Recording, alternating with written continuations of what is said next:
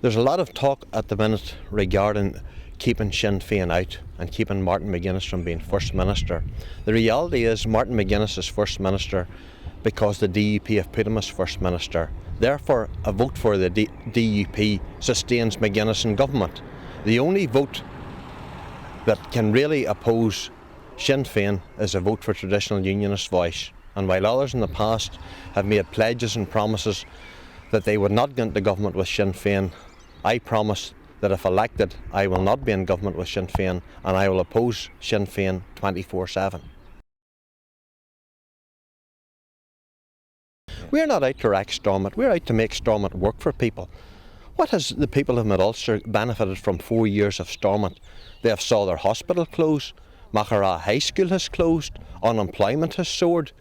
During the Christmas period, people hadn't water. They couldn't get out onto the roads because there was no grit in the roads. Stormont has failed the people of Mid Ulster. If elected, I will make sure that the people of Mid Ulster are represented and that they do get value for money. They have saw money squandered, 61 million to the GAA, 400 million to North-South bodies that accomplishes nothing. Conor Murphy's going to spend 700 million on a motorway from Machnacloy to Londonderry, a motorway that isn't needed. Yet it takes half an hour for motors to get through Machrafelt and Cookstown. We want to change the way things are done at Stormont. Stormont needs a vibrant opposition, which it hasn't got. The TUV will provide that opposition at Stormont.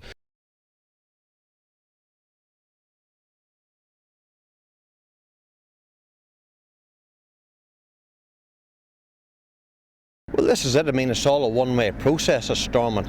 Nationalists and the GAA can get everything, yet the unionist communities are continually trying to get something to assist with their culture and especially bands members. They're up against the wall because they just can't get this money available. But sadly to say, it was a DUP minister Nelson McCausland, who at one time was in the Lord's Day Observance Society, where he went round the country telling people that he was opposed to activities in the Lord's Day. Yet he now gives 61 million to the GAA, who do all their sports on a Sunday. So what hypocrisy, what nonsense. And I mean, 61 million, we can't afford to give 61 million to the GAA at this time. And after all, the GAA, have competitions in memory of dead IRA members. They have some of their clubs are named after dead IRA members. The GAA are no friends of the unionist people, never have been, nor never will be.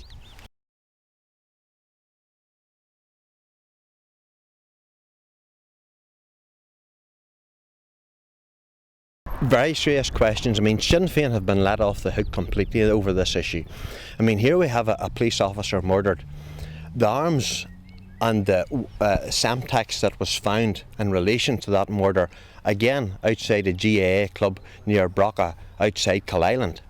This find is similar to the weaponry that was shipped in from Libya in the mid-1980s. Weaponry that the DUP said had all been decommissioned, weaponry that was beyond use. Yet we see this weaponry coming to the fore again, AK-47s, Semtex.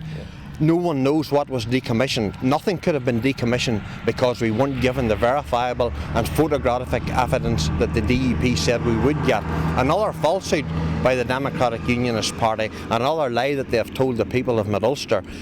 I, for one, very much doubt if anything was decommissioned. And the reality is that weaponry is now ready available to Martin McGuinness's old associates and the IRA, who are now doing what they do best under a different name.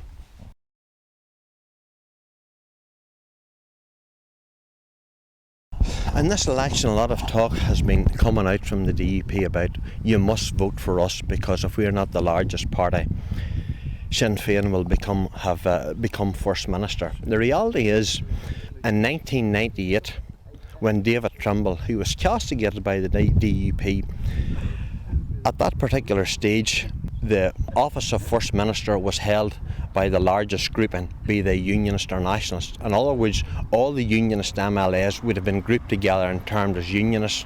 Sinn Fein and the SDLP would have grouped together, and whichever had the largest vote in terms of seats, they would have provided the office of First Minister. Yeah. However, at St Andrews, the DUP allowed the legislation to change so that it became the largest party, not the largest designated grouping, be they unionist or nationalist, because it suited the DUP, because they could then tell the people, oh, you must vote for us, because if we aren't the largest party, we will not hold the office of First Minister.